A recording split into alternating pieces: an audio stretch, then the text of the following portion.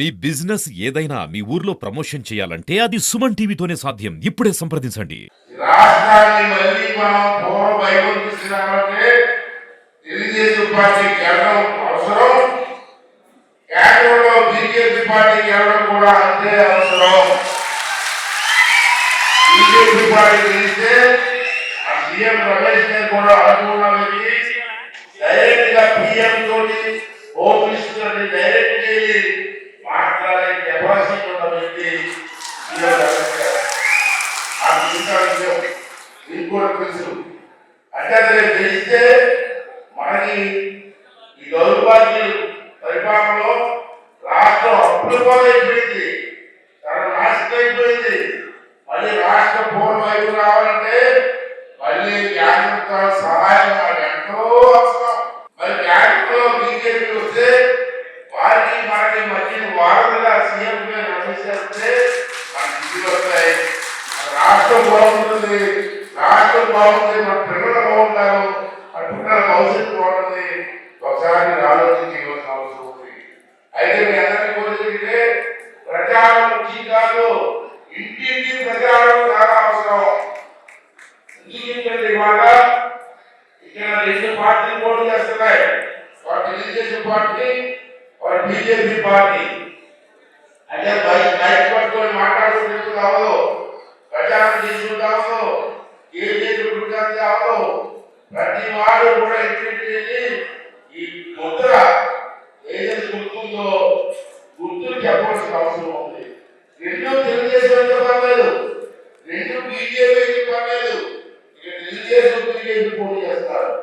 అంటే ఇంటింటికి వెళ్ళి తెలుగుదేశం పార్టీ గుర్తు సైకిల్, ఎంపీ గారి గుర్తు కమలం పువ్వు అని చెప్పి చెప్పకపోతే ఓటు ట్రాన్స్ఫర్ అవ్వదు. ఓటు ట్రాన్స్ఫర్ అవ్వకపోతే మన కష్టం అంతా పడుతుంది. అంటే ఓటు ట్రాన్స్ఫర్ అవ్వాలంటే మనం ఇంటింటికి పని చేయాలి.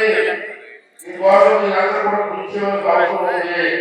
ఇవాళ 3 పార్టీలు పనిచేస్తున్నాం. 3 పార్టీలు కూడా ఒకే కుటుంబంతో పనిచేయాలి, ఒకే కుటుంబంతో పనిచేయాలి.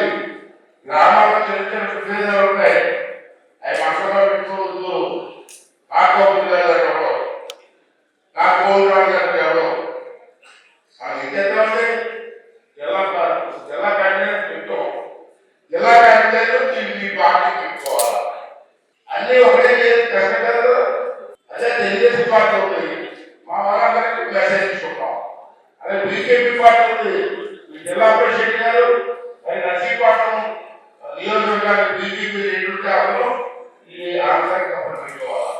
అలాగే జనసేన పార్టీ ఉంది, నర్సీపట్నం ఇన్ఛార్జ్ వ్యక్తి, జిల్లాలో ఉన్న వ్యక్తి అతను మెసేజ్ ఇచ్చుకోవాలి.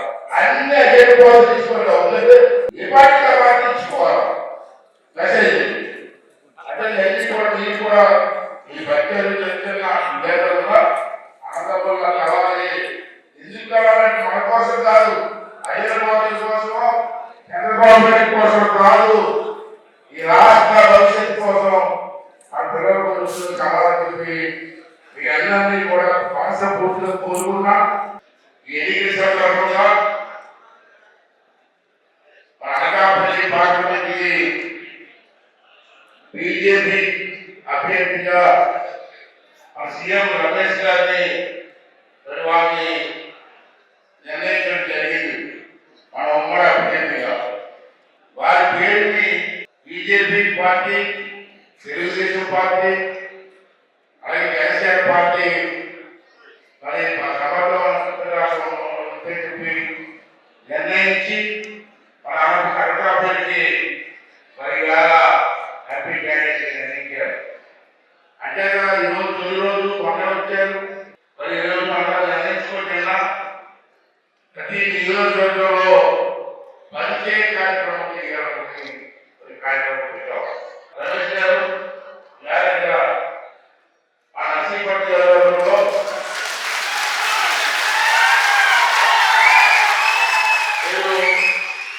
ఆకుల సరికాల సూచనలు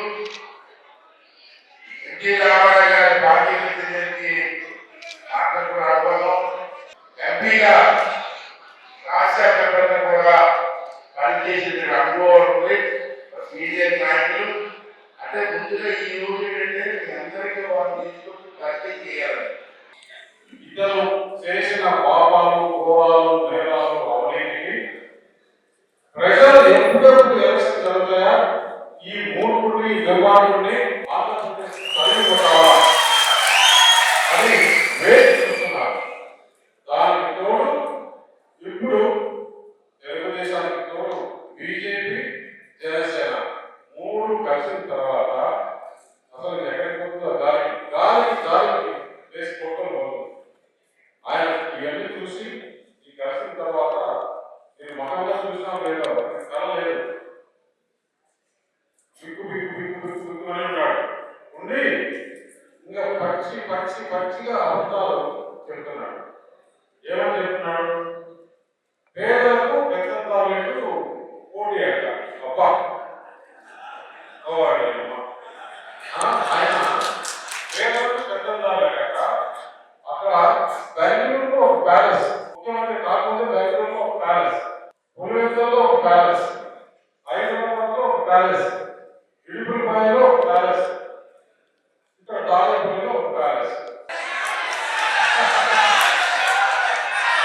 అది ఇక్కడ గవర్నమెంట్ ప్రభుత్వ సంస్థలు పెడుతుంది. మళ్ళీ ఏమంటారు? దేవుడు ఉన్నాడు, దేవుడు ఉంటాడు, దేవుడు దేవుడు మనకు ఉన్నాయంటాడు.